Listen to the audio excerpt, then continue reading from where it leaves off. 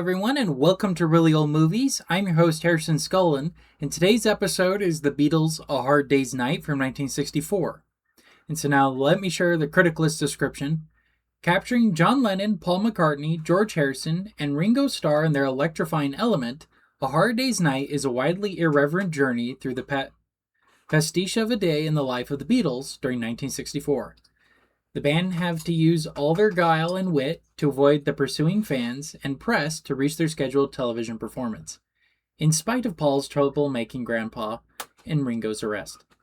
Alright, so now let me show you my thoughts on the plot. The plot, I gave it a 3 out of 5. I'll be honest, I'm not sure what I was expecting. I'm a fan of the Beatles. Just the story was super weird and over the top, and I really hated the grandpa character. I thought he took away too much time from the Fab Four. I really didn't think his character was needed. I thought it was very wholly unnecessary. And just overall, the film itself just was kind of weird with it. So, yeah, that's why I gave the plot a 3 out of 5. Okay, the acting. So, the acting, I also gave it a 3. I thought it was pretty meh. They were definitely funny, the Beatles, but they're not actors, right? You're not coming to this to see them give Oscar-worthy performances. They were very silly the whole time. You're just coming here to see the Beatles, right? This came out at the height of the Beatlemania. You're just here to see them singing and, doing what they do best, which is joshing around and playing around. So, definitely a 3 out of 5. They're not Shakespearean actors, for sure. Alright, the set design. So, I'll be honest, I gave it a 3.5 out of 5. I thought it looked cool. They did a very cinema verite thing there. I just thought it looked kind of bland, kind of boring. Especially the TV set. I thought the TV set should have been more outlandish, more interesting, compared to the kind of drab outside, which would have been a very interesting visual distinguishment, but I don't know. I wasn't a big fan of it, but it wasn't horrible. It was just too bland in my opinion. So 3.5 out of 5. All right, cinematography. Look, I like the cinema verite. I thought it was a very good choice for this kind of a movie. So I give it a 4 out of 5. I do think though the set pieces, especially the TV set, kind of brought it down just a little bit. But some of the shots, like this one here, were really funny, really interesting. I was very impressed with it. All right, let's move on to the music. I give it a 5 out of 5. It's the Beatles, man.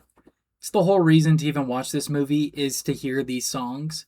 Like Hard Day's Night, for example, the title of the movie, and 6 other ones were created specifically for the movie. So that alone is the whole reason to even see this movie. And I'm a big fan of them, obviously. I have been since I was, 7 years old. So this overall is what won me over. The rest of it, though, and I'll get into it more in the criticalist review and whatnot, but this part alone is the best part of the movie, for sure. 5 out of 5. Alright, so that brings my score to 3.7 out of 5. And that's a percentage of 74% on Criticalist. So now let me break down my Criticalist score. Graphic language, none. Violence, there's some fighting in it, especially in the scenes where Ringo gets arrested and Grandpa gets involved. But it's very, very tame. Nudity, sexual content, there's some kissing, some scantily clad women, but no nudity or anything like that.